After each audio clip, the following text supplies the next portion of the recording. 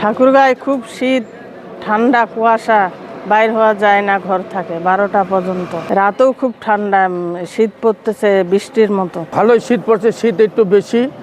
আর কুয়াশা আমাদের কুয়াশার জন্য, শীতে ঠান্ডার জন্য আমাদের গাড়িতে লোকজন ওঠে না, আমরা খুব দুর্ভোগের ভিতরে আছি। কষ্ট হচ্ছে যে মোটামুটি খুব ভালোই শীত আছে, ঠান্ডা আছে, মানে কাজকর্ম খুব করা যাচ্ছে না। শীত মোটামুটি ভালোই পড়ছে, কুয়াশা পড়তেছে, কষ্ট হচ্ছে বয়স্কগুলো, শীতে খুব কষ্ট হচ্ছে বয়স্ক লোকের। আর শীত মোটামুটি কুয়াশা এখন অন্ধকার করে আসছে কুয়াশায়। ঠাকুরগাঁয়ে থাকা যাচ্ছে না, খুব ঠান্ডা। মোজা কেস বাইর করছি, কিনতেছি, খুব ঠান্ডা করতেছে।